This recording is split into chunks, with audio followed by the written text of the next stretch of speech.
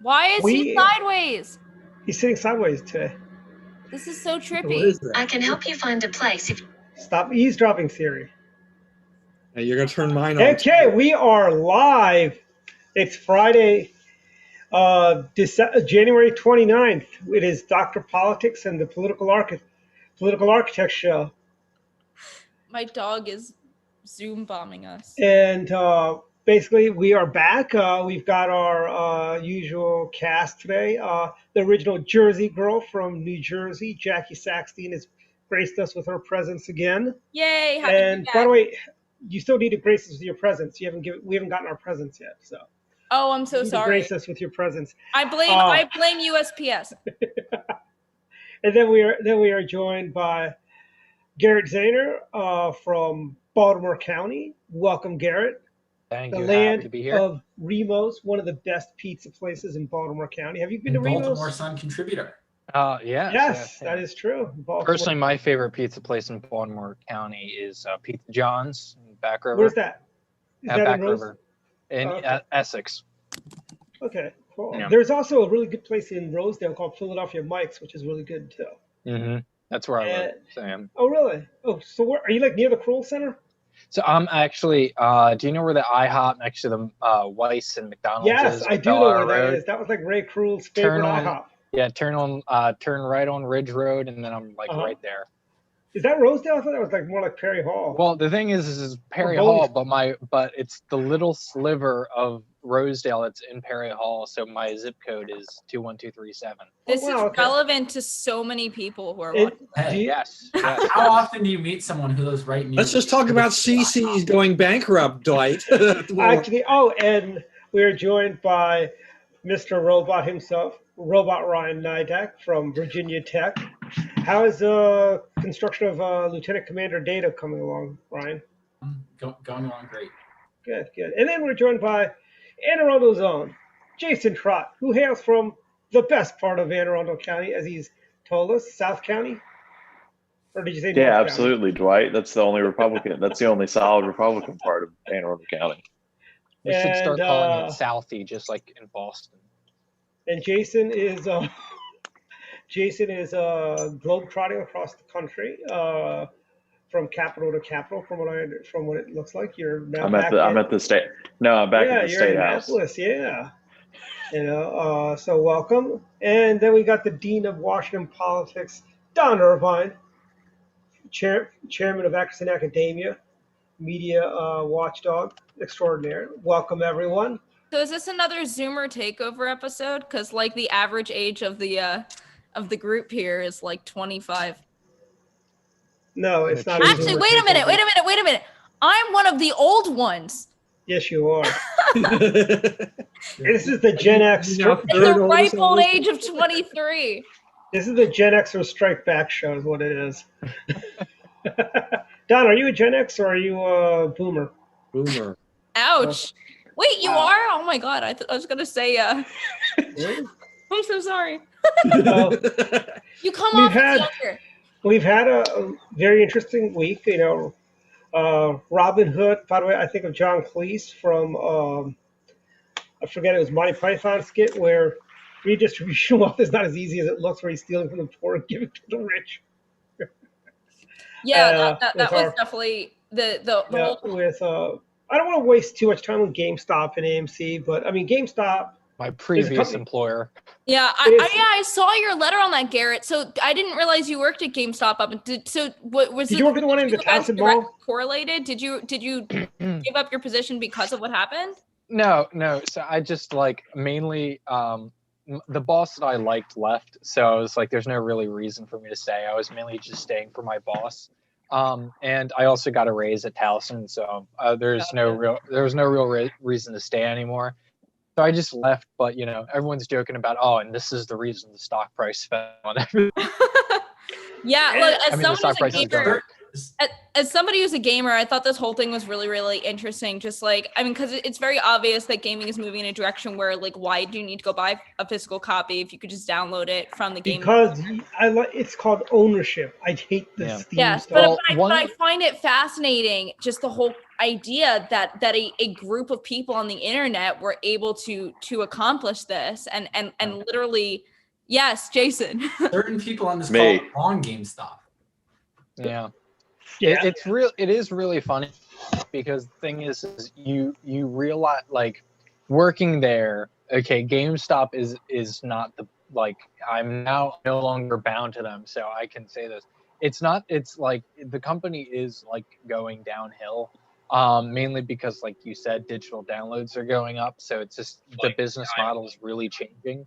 So one of the big things that GameStop, from what I've heard, is trying to change into is becoming more of like a place where you can actually play games at. So they're having like it be more accessible for like people who play tabletop games as well. Just being like kind of like a nerd hangout. So can you go there and play D&D now too? Is that are they doing D&D? That is only, yes, but there's like very, very few GameStops that are doing it right now because they're slowly rolling it out as the new business model to see how it's doing. So they By can the way- become almost like those like, I know in College Park there's one called Board and Brew that my brother took me to. Yeah. That's like it's a cafe, but they also have board games. You can do Yeah, the same thing They're, with they're all tabletop over the gaming. place actually. But let me just say a PSA: kids shouldn't be playing D&D. That's a thing of the devil. Play Federation Empire. You know, build your Starfleet. Become your member of Starfleet and go to war with the Klingons and Romulans. Oh That's God! the game. to Fantastic. play. My dad's watching this episode now. He's gonna make me play that. It is a great game. I once was playing the Romulans, and I had a cloaked Romulan fleet around a Romulan ship that the Federation tried to board. And as soon as they tried to board, I blew that up, and I had my fleet decloak and decimate the Federation. We're losing audience I'm members. going to interject here, and I know Dwight doesn't want to talk about GameStop the whole time, but I do think it's one of the more relevant news events this week, and we should spend 10 or so minutes on it. But Absolutely. I think that there's a few main lessons here from the whole GameStop debacle. Number one, the ability of people online to crowdsource research and do, in some cases, and I'm not saying that it's all this way because there's plenty of bad information out there and people who don't know what they're talking about, but in some cases, as A lot of better that. research with $30,000 a year Bloomberg terminals is fundamentally a good thing. Number two, while a lot of people, including some on this call, are riding GameStop to the moon, there's also a lot of people who are kind of just in it for the hype and don't understand when they should get out and are going to, one day will be a line cook advertising 1,600% gains, and the next day will be a line cook who lost their life savings on GameStop. And then number three, what Robinhood did, which, if anyone's somehow not familiar, is basically they restricted trading, but for buying and not, or they restricted your ability to buy the stock but not sell the stock. And then they're claiming, oh, there's no collusion, we didn't coordinate this with anyone. Okay, Well, I mean, it's not anyone who doesn't coordinated, buy there's no that- way that does anything but help a short position, which, the whole narrative here is that it's Reddit striking back against the shorts, which some element of truth to that, some of it's overblown. Yeah. Two of the three largest shareholders in GameStop are, Fidelity and BlackRock. So yeah, victory of BlackRock over the Wall Street establishment. Woohoo! But I'm loading up my Fidelity Active Trader Pro right now. As one who, there's nothing wrong as a with- member of the Wall Street Bets subreddit forum, I will say that I do think it was a victory for the retail trader. I mean, if you watch CNBC, and it's very fun to be in the group because everybody just hates CNBC. They hate the Morgan suits. Stanley. They You hate Morgan Stanley? yes, they hate You don't all like the Kramer? hedge fund. I know, who doesn't like guys. Kramer? But it was funny to see them as they talked about GameStop's rise on CNBC, just how everybody would say, look at CNBC, they're crying over the hedge funds losing money. F these guys. I don't care if they lose billions of dollars. I mean, it's fun, but the people who bought into GameStop yesterday and today are the people who are going to get burned because the price has only dropped the past 2 days. I mean, I've seen people in the group put in there, they're like, oh, I put in $10,000 and it's all gone. Yeah. They should have put 10 grand into ExxonMobil, and that money's going to be there because the price of gas has gone up. So, let Jason finish his point because I think there is a broader point there. But there is, I mean, the point is that retail investors have for a long time, they weren't really taken seriously because they didn't have the access or the knowledge. And I think with the internet, you're going to see people who, the guy's name I won't say on the show, but I mean, he realized that there was so many shorts in GameStop. It was shorted 140%. And he realized that if enough people bought into GameStop, it would cause a short squeeze and make people a lot of money. So that's one point. And then the other point, and I think you've seen a lot of members of Congress talk about it this week, is that they have to think about putting in some sort of regulation on these hedge funds shorting a stock to the point in which they shorted GameStop, where they're shorting more shares of GameStop than actually exist. Well, so here's my analogy on this whole thing. And it's similar to counting cards when you're playing blackjack at the casino, because in a lot of ways, playing the stock market is a gamble. And can this be perceived by a lot of people as a form of cheating the system or gaming the system? And are they going to try and find a way to over-regulate the crap out of this so that it can never happen again? And is that possible? Because you can't stop from talking. And I want to share something else that I read on Reddit last night. Well, let me put something into perspective. At the end of the day, well, this is not any really that different than what Enron did, frankly. That was a crime, Dwight. I think I don't think it was. I think this is a little bit different than Enron. Enron, they were putting out futures on the weather. Like, who does that? It was this wasn't insider trading. Thing, it's very different. Here's my take on this. Okay? This is on Reddit, Dwight. Anybody could look at it. Any idiot could look at it and buy stock. There was a 10-year-old who just made $3,200. I will say, I agree with Jason. CNBC was very entertaining to watch the last few days as these people lost their collective mind over the fact that everyday Joes have the same access to information as them.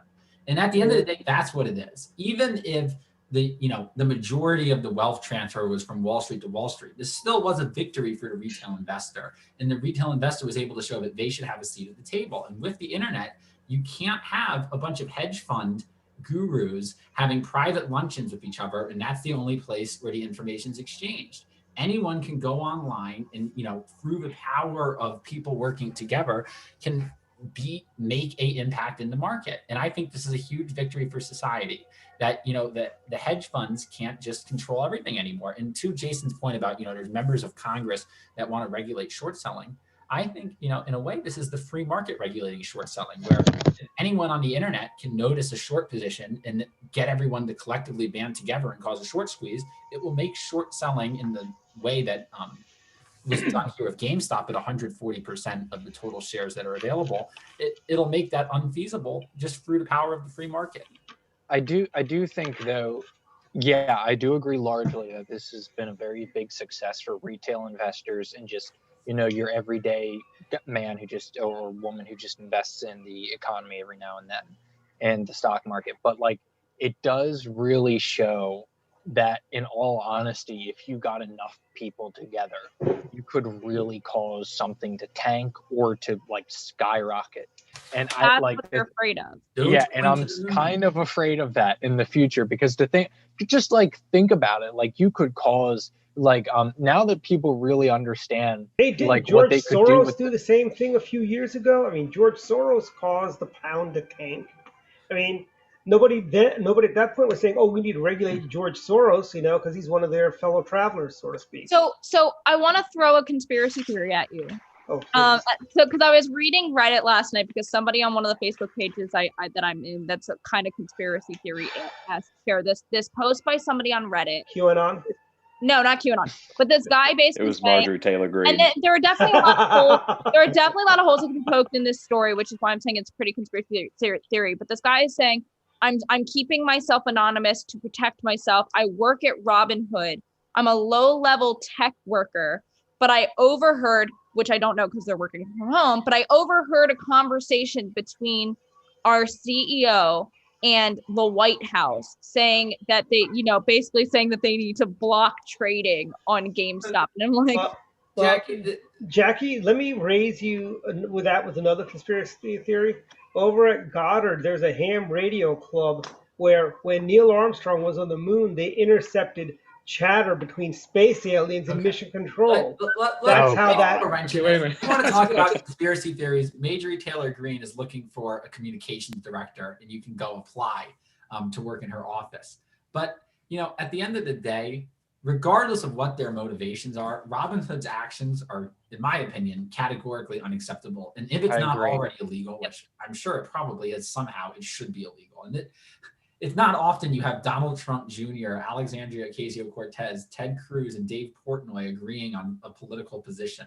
I want to stick on that for a second, Ryan, because this is something else that I hated about. One of the things that politics should be about, yes, we have Democrats, we have Republicans. They have very different ideologies on things. What they should be trying to find are the few things that they can actually agree on and work together on those things. Alexandria Ocasio-Cortez's response to Ted Cruz retweeting her and saying, I agree with this, was unacceptable. I don't know if anyone saw it. Her response to Ted Cruz saying, I agree with this, was, well, if you want to help out, then you should resign. So that is not what this should be about. And Joe Biden, unfortunately, has already kind of stepped away from what he used to be when McCain was alive, which was about reaching across the aisle. We should be doing our best at this moment. They really want to reach across the aisle, and that is not what she's doing here. But Jackie, Joe Biden was never, ever about reaching across the aisle. This is the man that crucified Justice Thomas with fake news and innuendo and lies. I agree with you, but let's look at the bigger picture here. At the end of the day, everything that goes on Twitter is just noise, and eventually someone's going to introduce a bill regulating what Robinhood did in some way, shape, or form. And AOC is either going to have the option to sign on to it and stay true to her word that she wants to, participate in fixing this problem, or she's going to sit out and protest because Ted Cruz is involved. And, we'll leave that choice up to her. And in future weeks, we can discuss which action she takes. Yeah. And, to Dwight's point, that's a great segue into the Biden administration. Biden came in and his whole thing was, we need to unify the country. We need to bring the country together. He's got a pen too, by the way. Does he have a phone though? No, he does not, because he doesn't know how to use it. Let's get into that. First week of the Biden administration, it seems to have been executive order after executive order after 40 of them. Yeah. More than any other president in recent history. I mean, it's what I've been seeing is the quote that he went around saying, the only people who lead by executive order or dictators. I'm like, okay, I would love to have, and I've been actually really been entertained by watching how flustered Jen Psaki gets at her press interviews when they actually throw these hard questions at her. By they, of course, I mean like Peter Doocy's the only one who actually does. But how long before Peter Doocy's kicked out of the White House by the Biden administration? I hope not too soon, because the only part of them I find entertaining. Not that I want to defend Joe Biden here about this, but I believe that dictator thing that Charlie Kirk threw around was not in context. That actually he was being asked a question. Said about Trump for 4 years. It was actually being asked by Stephanopoulos, and from what I saw in a transcript, he was talking about what others had said about that. It wasn't him directly saying it. He was basically repeating something. So I think Charlie Kirk was disingenuously just trying to throw this out there as a way to do this. Now, for the executive orders, the interesting thing about this is that, as you mentioned, there are 40 executive orders, and none other than the New York Times stepped in and say, hey, Joe, take a step back here, ease up on the executive orders. The liberals went crazy about this, but if you actually read this editorial by the editorial board, it was somewhat critical of Biden for doing that, but not totally critical. It also criticized, Trump. It was criticizing really the whole idea of executive orders and what it does in politics overall. And yet you have this one guy, who is tweeting. He's like, oh, this editorial, criticizing Biden, and but it didn't mention the 220 executive orders that Trump signed over 4 years. Well, Biden's been in office for 9 days. Okay, how do you compare 4 years to 9? Camilla thinks that's 8 days too many. Well, so I'll give you the Charlie Kirk thing, Don, but then let's talk about some of the other glaring hypocritical things you've done. So, like, we have the times on the campaign trail where he straight up said, no, I'm not going to ban fracking. What did he immediately do? Is, oh, yeah, we're absolutely going to ban fracking. Or, we care about the environment, so we're going to. Yeah, but Jackie. Great, that's just going to bust.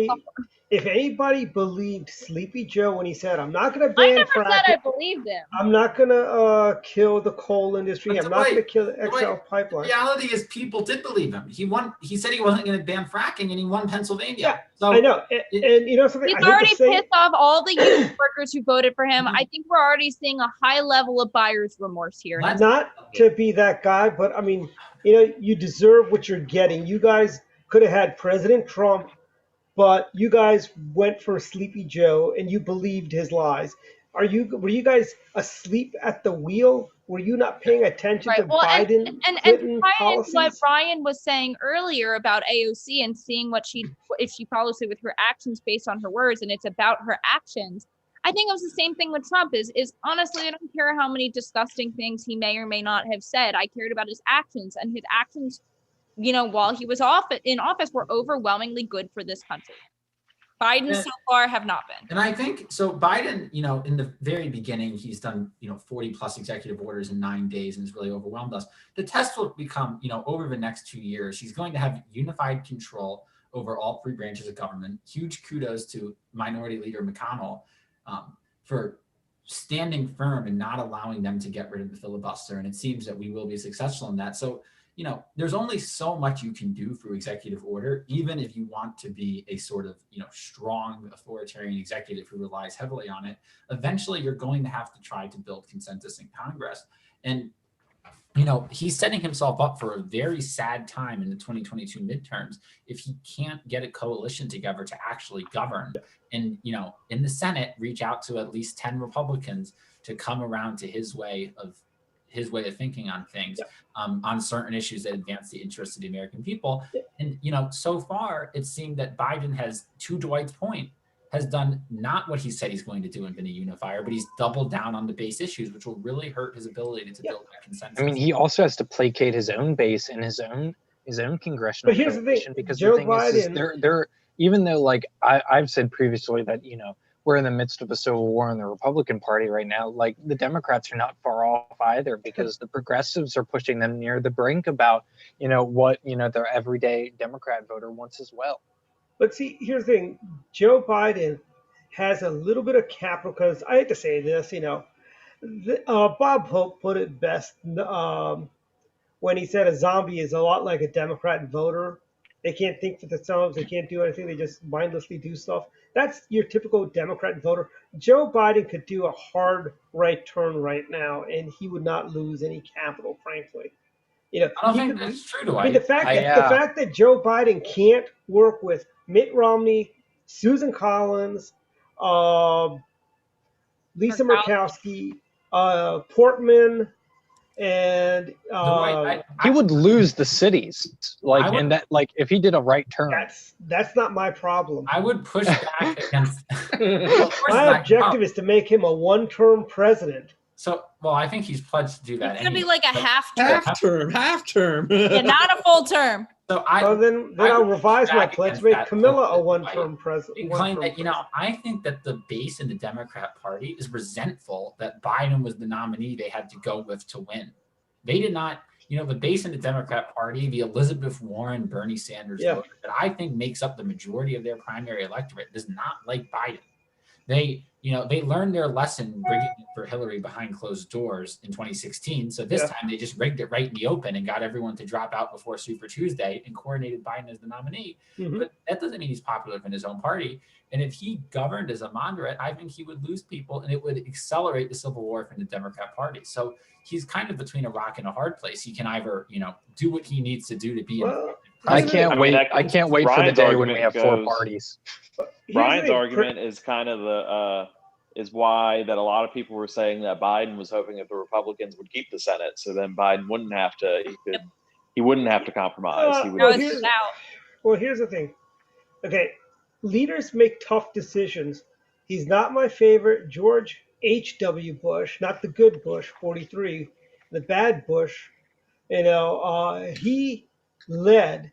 He decided that, you know, I'm going to break my pledge. I'm going to lie to everyone. I said, read my lips, no new taxes. I'm going to raise taxes, but I'm going to govern.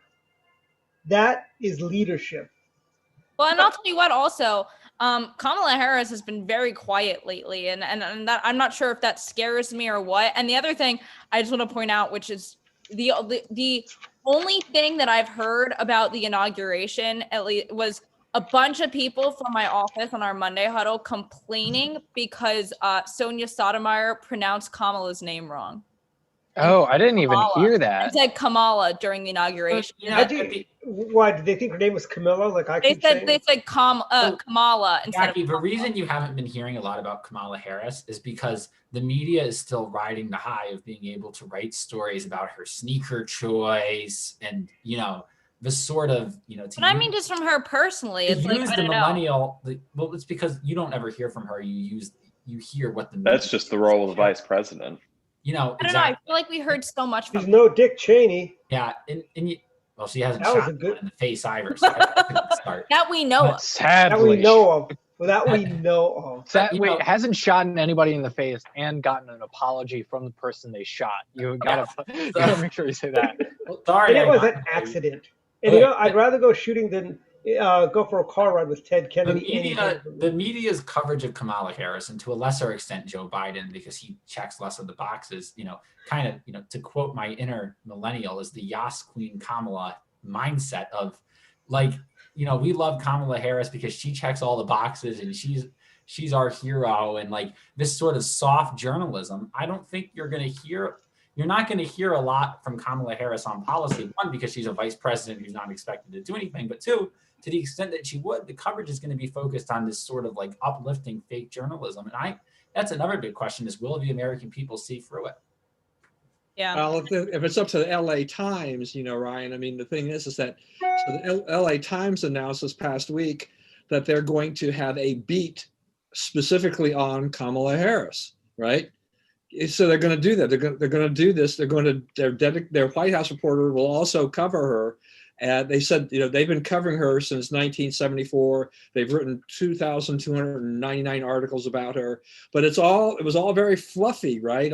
About her, about the background, the South Asian, descent, all the things about this. And by doing that, we're going to get that soft coverage again. Anything that the LA Times reports, it's all going to be all this brilliance about Harris. Will be interesting, and I say when and not if, but when she takes over for Biden, it'll be interesting to see how that media. But here's the thing: they know if they're going to make her president, they got to do it while they have the House and Senate. Because when Vice President Agnew was framed by Elliot Richardson's DOJ, he had to go. President Nixon's first choice was not Jerry Ford as his vice president. He would have much preferred to have somebody of the mold of, say, from what I remember reading, somebody like a Rockefeller, which isn't that great. But Nelson Rockefeller. I know, yeah. That would have been a great choice. Yeah, I know. But he was, by the way, Jerry Ford's VP, though. Yeah, I know. Yeah, that says a lot about that whole Ford presidency. Yeah. After your point, I want to add something I want to say, but. Yes, my point is this: Congress will have to approve whoever she picks for VP. So if the Republicans take the House in 2 years, she is not going to get Bernie Sanders to be her VP or Bernie Sanders light. They have to go through a Republican and a Senate confirmation for the vice president. So it's not going to be. I think that yes, your point is well received, right? Like if Kamala Harris takes over after the midterms, they won't be able to instill Elizabeth Warren as the vice president. However, I don't think that's the plan. I think that's kind of like a Republican conspiracy, sort of, in that Biden was planning to bow out. As long as he keeps going, I think he's actually. I don't think he has any intentions of bowing out. He has waited since 1988 to be president. And the way you can tell, Dwight, is look at who he's put into key positions. He hasn't put people that the current Democrat Party base really likes. Yeah. He's put lifetime Biden loyalists. Janet Yellen. He's pissed off a lot of progressives. This keeps the 25th Amendment out of play. Yes, he knows that's what they're playing. He could have put Elizabeth Warren and Bernie Sanders in the cabinet and potentially risked 2 Senate seats, but also he could have risked the 25th Amendment. He could have risked having a party having a cabinet that wasn't behind him. And he didn't do that. He went with loyalists, which is a smart political move. Because the last Democrat that had a disloyal cabinet, his name was Jimmy Carter, and we know how that movie ended. So Jimmy Carter had the little battles between his NSA and Secretary of State for a long time. So can we shift to the primaries for a second, because one of the other what primaries are you talking about? The 2022 primaries or midterms. Sorry, it's been midterms, a day. Okay. Anyway, midterms. Yes. So we heard from President Trump today, right? He's established his office in Florida, and he met with Kevin McCarthy, and he said, his plan is not to start a third party, and his goal is to help us take back the House in 2022. Now, I happen to think that was an incredibly smart thing that he has done, but I would love to hear your guys' take on that. So I want to shift to Garrett first, because he had go Garrett. More Sun this week about. Okay. So for some people who don't know, I wrote an op-ed in the Republicans in the Baltimore Sun, not the Republican Sun. The Baltimore Sun. It's definitely not. Certainly not. Certainly not.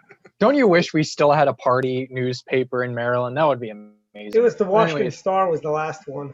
But so I wrote an op-ed in the Baltimore Sun about my vision and what I hope like the Republican Party goes into. And right now, like what I see is that we're having people who are kind of like the Reagan conservatives, the neocons from George Bush, the Tea Party Republicans who support McCain and Romney, and then also now the Trump populists. And so I'm advocating that we go in a different position that no one's actually your talking audio about, which is a more pragmatic on like one nation. Oh, my internet connection's unstable. Yeah. Am I all right now? Yeah, you're good now. Yeah. So I'm saying that we should go into more of a one nation conservatism route, which is more focused on paternalism and pragmatism. And I saw a couple of people giving you hate on that. And that's when we win elections. Oh yeah, a ton of people are giving me hate. Yeah, a ton of people are giving me hate right now, and I'm fine with that. I mean, I know that like a lot of people are not going to like agree with me, and that's how you know you're doing a good job when you have. Hey Garrett, as the kids would say, haters are going to hate. Yes, thank you, Dwight. Exactly. So I think Garrett brings up an interesting idea of like, not necessarily agree exactly with his vision, but it's a conversation that needs to be had. Is where is the Republican Party going to go ideologically? And I might get in trouble for saying this, but I think keeping it as the Donald Trump party in the 2022 is a mistake. And I agree. It needs to be some balancing act of the center-right coalition in the United States has always been a balancing between the two things. Roughly the neocons and Reagan conservatives on the one hand, and like the libertarians on the other hand. And I know Dwight doesn't like libertarians, but that's been the. Well, I think they're like agreed, Dwight. Agreed. They are void of real principles. The libertarians. At the end of the day, they don't want to get high all day long. And let's not get into the weeds here. Like the point after hours, I'll tell you my view on elite. Okay, we're going to need to have our coalition moving forward, and it's going to be some balance of things. It can't be a cult of personality. Right. You're absolutely right. What we need to do is we are and will be the president of Ronald Wilson Reagan, who celebrates 40 years ago. We inaugurated him president, and we saw the greatest turnaround in history. But a political party cannot exist around one person. That's exactly what it comes down to. Yes. No, but Reagan. The party of Reagan nostalgia is like, yes, Ronald Reagan in a lot of ways, really Barry Goldwater kind of kicked it off, but cemented the principles of the Republican Party for a long time, and a lot of those principles, still define us to this day and should continue to define us. However, being the cult of personality around Donald Trump, Ronald Reagan, or Larry Hogan and Mitt Romney, Reagan never had all this. All of our back, right? We need to, be a party of ideas. Reagan didn't have that. I would definitely say Reagan had that cult of personality. No, I mean, we had Lincoln Reagan Day dinners and stuff like that. Garrett, he did not have you didn't have the people he was not he didn't get the cult treatment that say it wasn't like he was like Reverend Moon and you had all these people worshiping the ground of President Reagan. You didn't have that. President Reagan was about ideals, and every Republican successful Republican candidate for president has stood on the shoulders of President Reagan. George W. Bush did that. The return of Reaganomics. I don't know if Trump really did that. But the smartest thing the Republican Party can do moving forward, in my opinion, is bring it back to focusing on policies, not on a specific person or individual. Don, I can tell you want to say something. Yeah, no, I'm just saying. I mean, I agree with Ryan. I mean, and guys, about this whole thing, we can't have it revolve around Trump going forward. My question here is that how do we take these dyed-in-the-wool Trump supporters and move them to this position? Because I immediately think of the Jerry Kay type of. It's like, how do you get that? How do you get people like that? But that's why I think Trump is such an ally, and that it's so important that he had that conversation with McCarthy and said, listen, I'm not starting my own party. I'm going to help the Republicans. They're only, at the moment, these fired up, it was all stolen from us people, will only listen to one person, that's Donald Trump. Yeah. So I think there's a way that Trump could be helpful. Yes. He has to be the one to convince them, Go hey ahead, guys, Jason. I know you think they're all deep swamp rhinos, but you need to actually stick with these people. I mean, I think the thing that will help us win the midterms the most is just let Joe Biden and the Democrats govern. Yeah. I think that is the most helpful thing about the midterms. But I think if there's a way that, leadership like Ron McDaniel and Kevin McCarthy can work with Trump for Trump to turn out his base in these rural-ish states where there are open congressional seats and seats we could win back, where Trump could be helpful. I think that could be a good thing going forward. If, in certain areas, Trump could be helpful in driving up turnout for Republicans, but as long as that the scene nationally is not about Trump, because what we saw in 2018 was it was just a referendum on Trump, and then the 2020 election, it was basically, do you want Trump or do you want anybody else, Biden? I mean, so if we can make the election not about Trump, but still have him be a player with his people, I think it could be helpful. But that's going to be hard for them to thread that needle.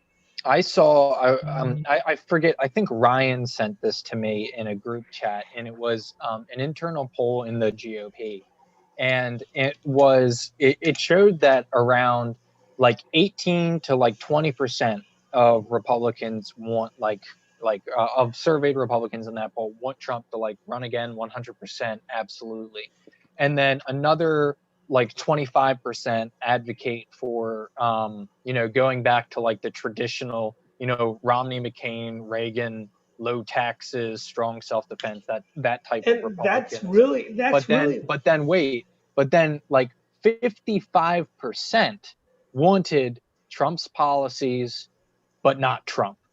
And that's the big thing, that people want the strong self-defense, strong national defense, America first, very, very, very strong foreign policy on China. They like the message. They don't like the message. But that's exactly. So well down balanced. Garrett, that is their traditional Republican message. President Reagan, anti-communist, America first. George H.W. Bush.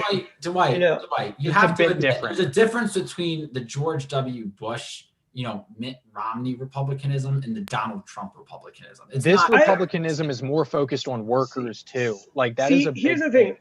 I wouldn't put Mitt Romney's Republican brand with the George W. Bush Republican brand, because if you recall, the Romney folks didn't want the president around at the 2012 convention. The president didn't show up. He didn't get to give a primetime speech.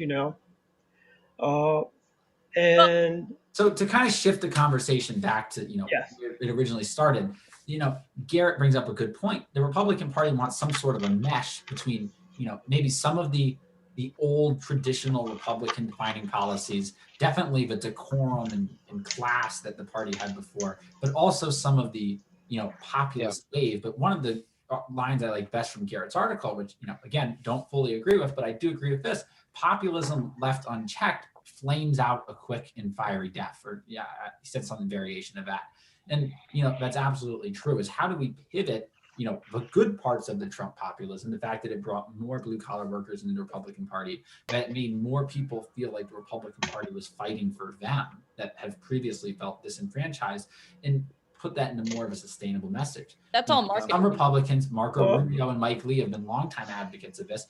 A child tax credit that could be, some milder form of what Garrett's advocating, a compassionate conservatism, which Dwight, to your point, is something George W. Bush advocated for. And it was very successful 2 terms. I mean, here's the thing. He also had the Ryan, benefit of 9/11 and the war on terror, but well, Ryan, Garrett. I mean, here's the thing. I think as the liberals would say, America is a salad bowl or a melting pot. The Republican Party needs to be that melting pot of diverse ideas, in which we are. But here's the thing. But we're not going to be, make ourselves be Democrat Party light. We will never win an election where Democrats light. We have to have. We need to be, as President Reagan would say, a strong first party, no third parties. All you idiots who want to start a Patriot Party, good luck with that, is what I say. You'll be back with us. Because quite frankly, the only party with new ideas is the Republican Party. The Democrats haven't had a new idea. I mean, come on, packing the Supreme Court, that's a recycled FDR policy. I want to shift universal wages. FDR wanted that as well. I want to shift a little bit because I have another question. So we know that the Democrats have set a dangerous precedent that if we don't like who is elected to the office of the president, we can just impeach them and to get what we want. So we're seeing this second impeachment trial. It's about to come up, for President Trump. I think we've already figured out that they'd much rather censure him. They don't have the votes to convict him. But I'm curious because I haven't heard anything, obviously, because it's the media, but I haven't heard anything further really about the articles of impeachment for Joe Biden that Marjorie Taylor Greene has brought forward. So I've heard nothing from that. Nothing. She's charging him with senility. That's what she's charged. They don't have the votes for impeachment in the House. You can introduce. They don't. It's more the principle of saying if you're just going to impeach Trump because you didn't like him, why can't we do the same thing? But I don't like don't have the majority. I don't like it either. It's the tit for tat thing is not helpful because people are going to start looking at politics, and especially the Republican and Democrats, and be like, oh, they're just petty. So why don't we start a Patriots Party or something like that? Here's my question. If and when, because I really do think we will, if and when we take back the House in 2 years, and I think we might actually also regain Senate majority. Right. So when we regain majority in the House and probably the Senate as well, do you think they're going to try this again? We should not. We don't know what's going to happen between now and then, and he might actually have an impeachable offense. We can't speculate about future crimes committed. That's not an avenue that's worth going. Because it doesn't even let me finish. But I don't think what Marjorie Taylor Greene did is anything new. That's been happening for every president. I mean, Democrats put in random impeachment articles of impeachment up against George W. Bush. They did it for Trump as soon as he was in office. It was about the same time period where they were just putting in articles of impeachment. It's just not. It's not serious. Was it before or after they got the wiretaps into the Trump towers? I agree with Jason's point, but I also think we should follow Leader McConnell's example with the filibuster, where even when we had unified control of government over Trump, McConnell did the right thing and would not get rid of the filibuster, despite the president wanting him to, because he knew that the institution of the Senate and the decorum of both sides was an important thing to preserve in American politics. And I think filing an impeachment proceeding on day one, even if this has been something that they've always done, even if it's something that we've done under George W. Bush, come on, to quote Joe Biden, come on, guys, we shouldn't. Come on, man. But the argument could be made that actually Joe Biden has committed an impeachable offense with more actual documentable evidence. Let's get our heads out of the clouds. Jackie, you don't have the House to do anything with I'm not saying they have the votes. It's as dumb as when Maxine Waters impeached George W. Bush. That impeachment against Biden would be more justified than impeachment against Trump. But it hasn't happened yet. So we haven't found any evidence that he's done any impeachable offense. And at the end of the day, and putting strawberries on his ice cream is not an impeachable offense as much as I'd like it to be an impeachable offense. I meant worse than what they found on the laptop, but fine. Okay, but anyways, that aside, one, Taylor Greene, not a congressman to be taken seriously. Frankly, she's a stain on the Republican Party. Okay, she thinks Donald Trump. She's one of these QAnon idiots who thinks that Donald Trump was put in to defend against the pedophile ring or whatever. We should expel. Put in by the hand of God, chosen by the Lord Jesus Christ Himself to protect America.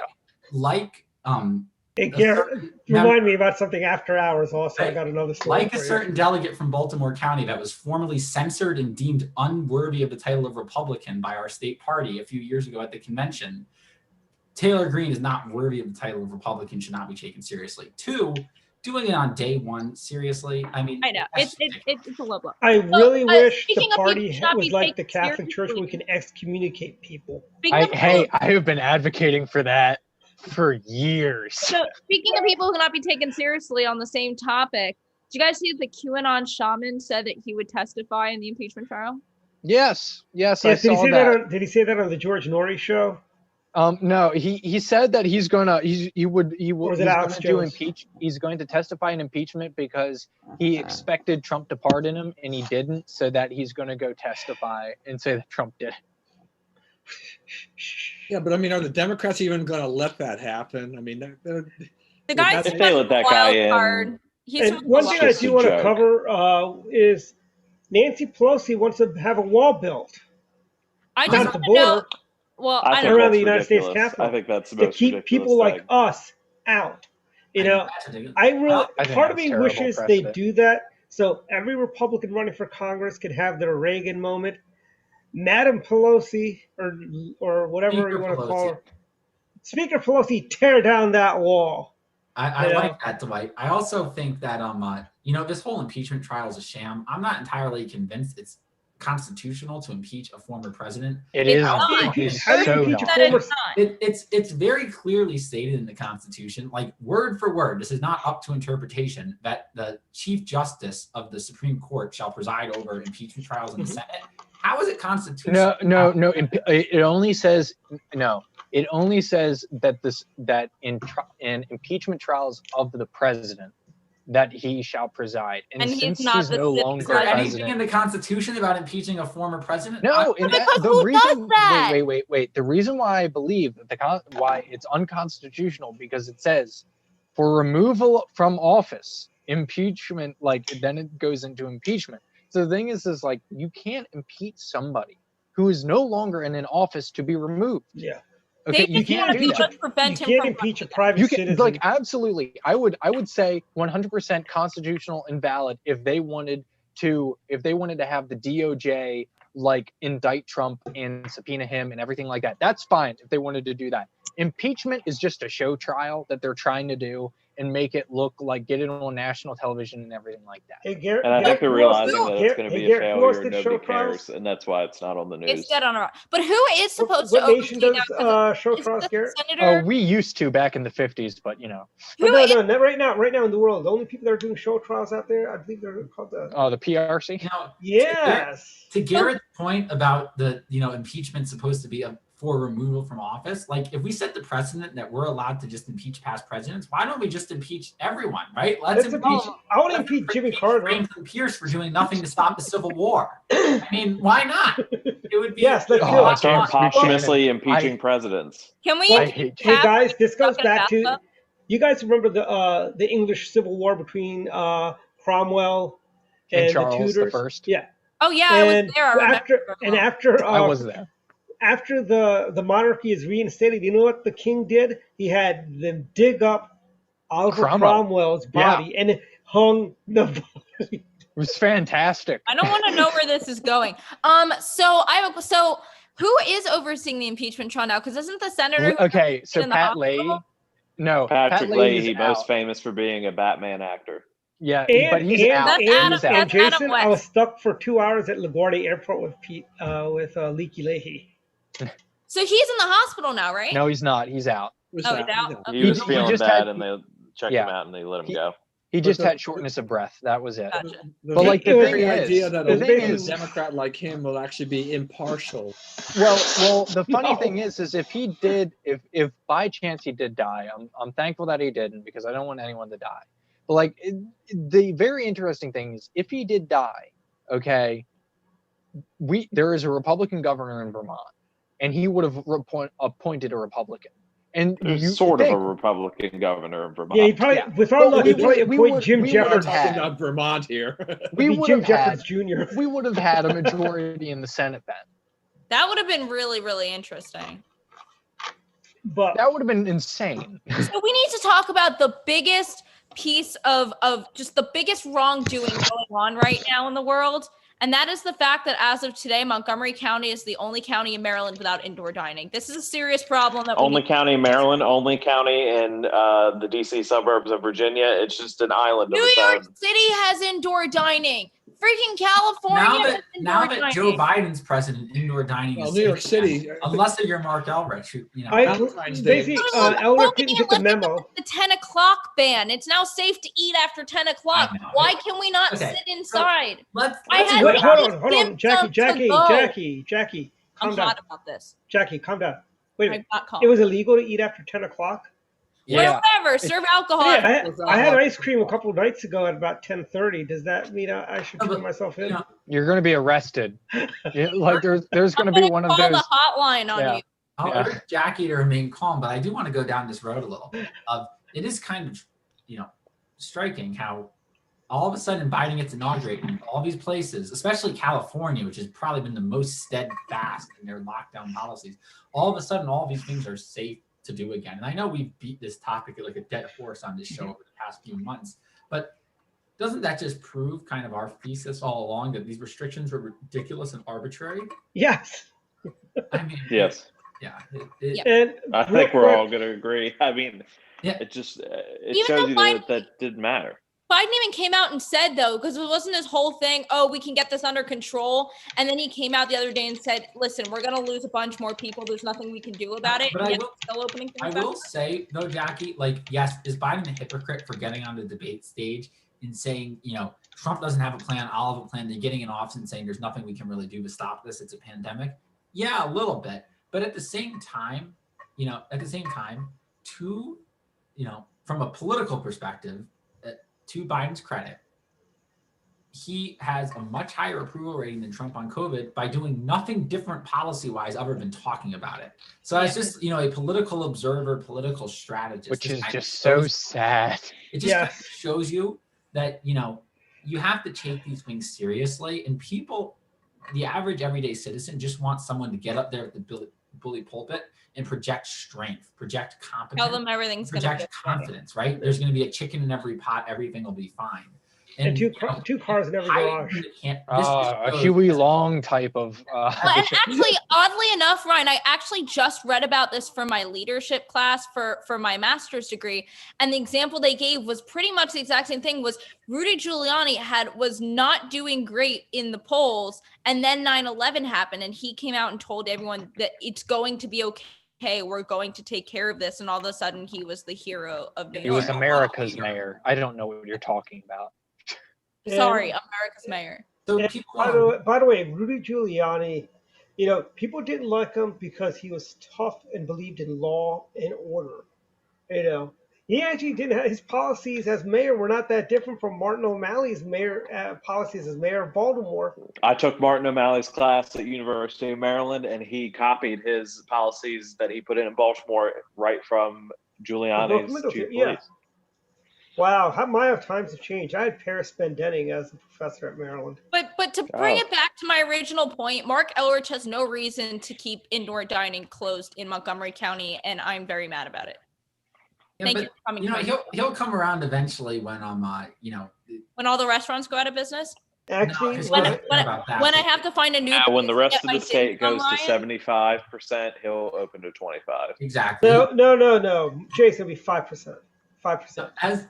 As our 2018 Republican nominee for county executive got up and said during the debate, he goes, Mark Elrich can't keep up with me in a bike race the same way he can't keep up with the rest of the state on reopening because of COVID. Okay, he's gonna drag. Hey, Ron. How is it that he was able to say that? Well, when I said we should challenge Mark Elrich to a race from Tacoma Park to downtown Silver Spring, I was accused of fat shaming, and I think I can say stuff like that because I'm not a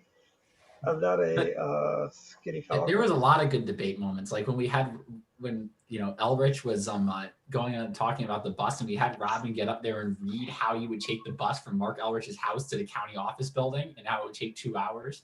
Yeah. that was. That's a good segue, Ryan, because I think this is my favorite wording for one of our topics on our list that Don has ever written, which is GM vows to go to all electric by 2035. Will Dwight buy an electric SUV? Yes, actually, So for people who don't know, Dwight has an obsession with SUVs and buying. Don, I actually thought about buying the new Hummer, but the one I wanted, they sold out. So I got to wait for next year. There's a EV Hummer. Dwight, have you seen the refreshed Tesla Model X? It looks ugly. I really want a Tesla. Not gonna lie. That Model X looks like a Chevy Chevette. I'm sorry, it does. Don, you wrote the Chevy Chevette. You still look like.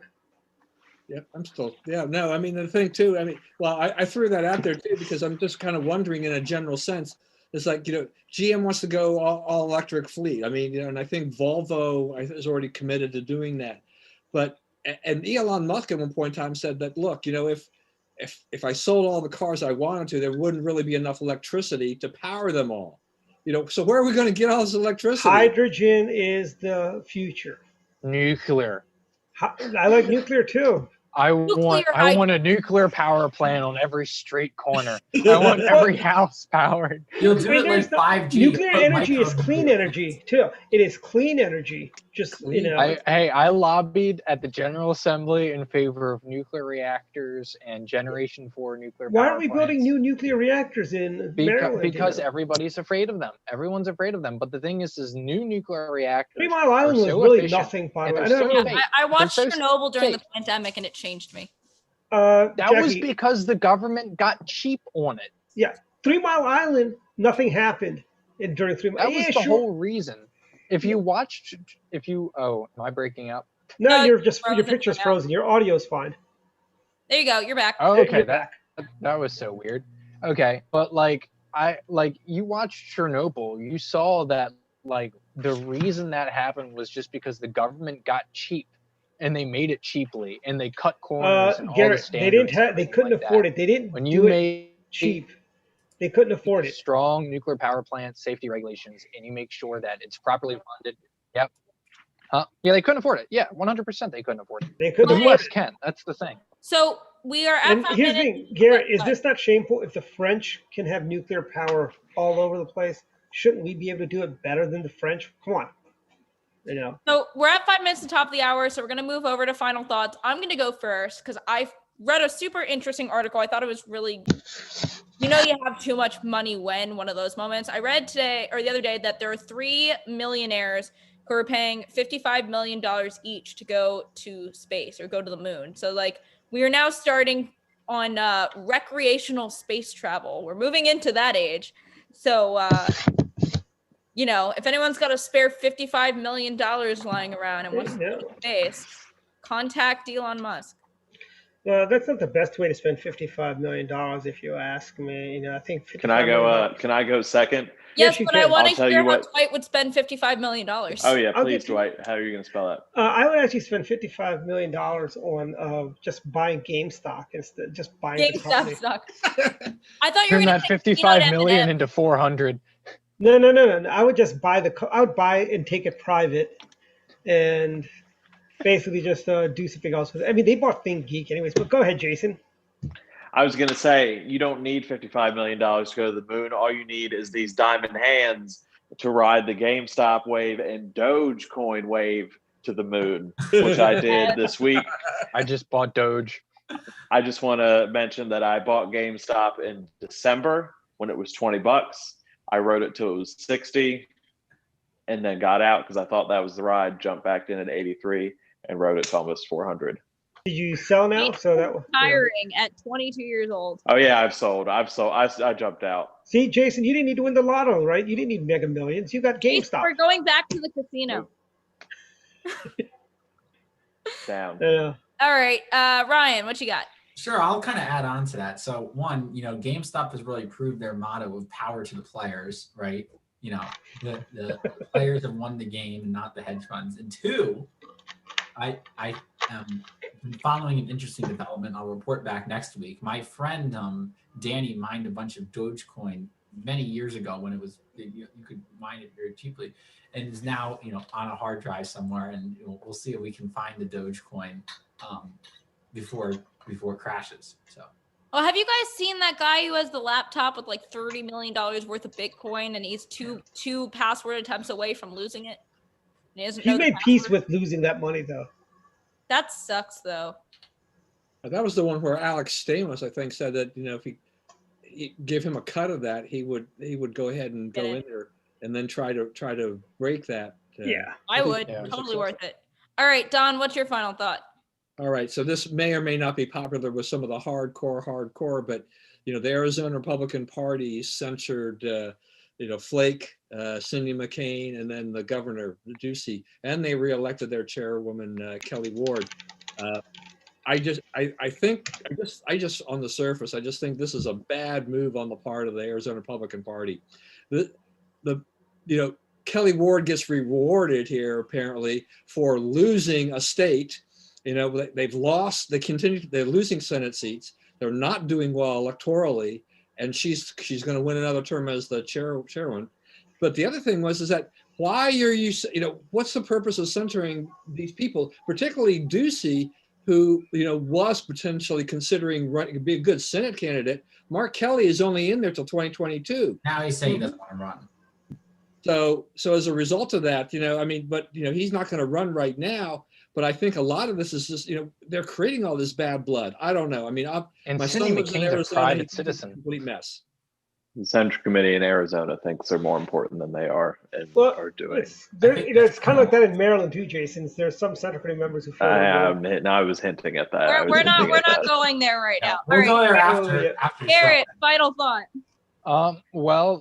Just wanted to say two things.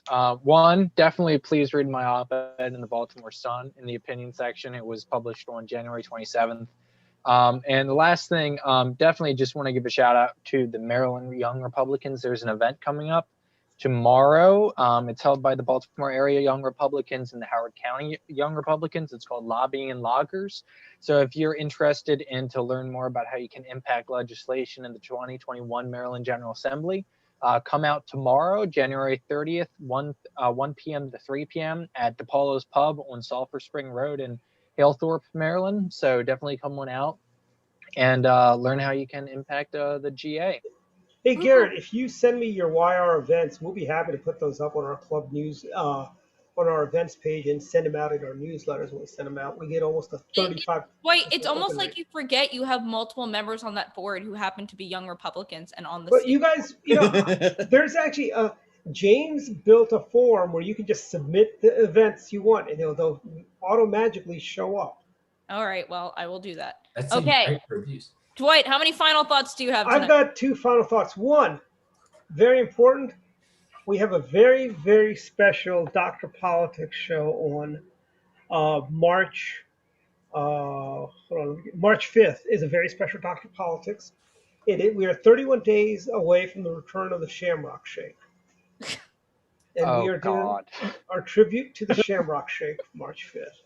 That is one final thought. So are you Uber eating everyone Shamrock? Yes, I am. I'm ashamed to say the last thing I did pre-pandemic was get Shamrock Shakes with Dwight. Yeah, that's right. We did that after St. Patrick's Day. Pie Day. Yep. Stained glass pub and Shamrock Shakes. Yeah, we got square pizza on Pie Day. Yes. Because they don't cut corners at the stained glass pub. That's and my. Yeah, I know, but Lido's is not Lido's anymore. Anyways, that and my other final thoughts is one, this goes out to the Republican faithful out there, don't lose heart, We're still the better party. We're still the good guys. We are still the Justice Society of America while they are the Legion of Doom and Gloom. I'll throw that in. We're the good guys, they're the bad guys. We wear the white hats, they wear the black hats. And frankly, we're better than they are. So we'll be back in 2022. So join the Young Republicans or your local Central Committee, or you can't join the local Central Committee, Jackie. You have to run for it. I know. Well, you know what? Get involved is the point I'm making here. You join a Republican. And if you're in college, join the college Republican chapter at your local university. Thank you. Get involved. And on that note, thank you for watching, everybody. We'll be back next Friday.